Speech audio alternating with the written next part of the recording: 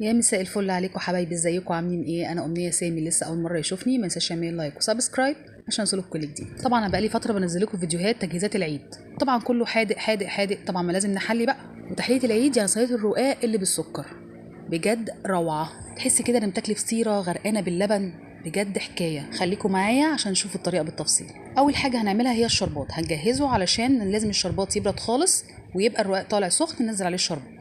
الشربات بتاعنا عبارة عن كوباية سكر مع كوباية ونص مية، معاه كيس فانيليا وعصرة نص ليمونة.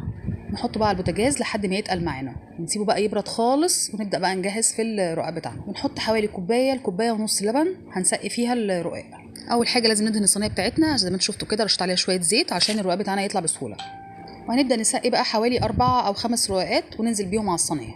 وطبعا هيبقى لبن معانا، اللبن اللي معانا ده هنقوم رشينه وبقيته على الوش.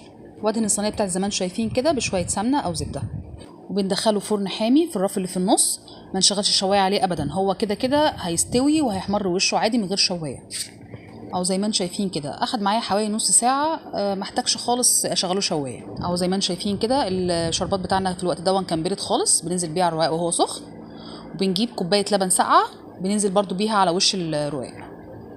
نحاول كده نوزع اللبن زي ما انتم شايفين، بوزعه كده على سطح الرقاق كله عشان يشرب اللبن كويس. اهم خطوه معايا هنا ان احنا بنغطيه لمده نص ساعه وهو سخن كده، ما نفتحش عليه قبل نص ساعه. هنا كانت خلاص عدت النص ساعه وقطعته، بجد غرقان لبن بقى وطري وحاجه كده يعني خيال.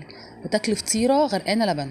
اهو انا ما حرمتكمش من اي حاجه، عملت لكم الحادق والمسكر وكله باستخدامات الرقاق اللي هو بتاع العيد. بينفع بقى في الفطار مع كوبايه شاي بلبن، بجد بيبقى روعه. كل سنه وانتم طيبين وعيد سعيد عليكم يا رب وعلى الامه الاسلاميه جميعا.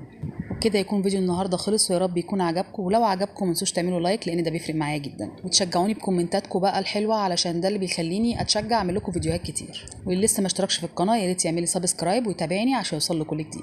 وبكده اقول لكم في نهايه الفيديو استنوني ان شاء الله المره الجايه في اكله جديده ووصفه جديده. سلام.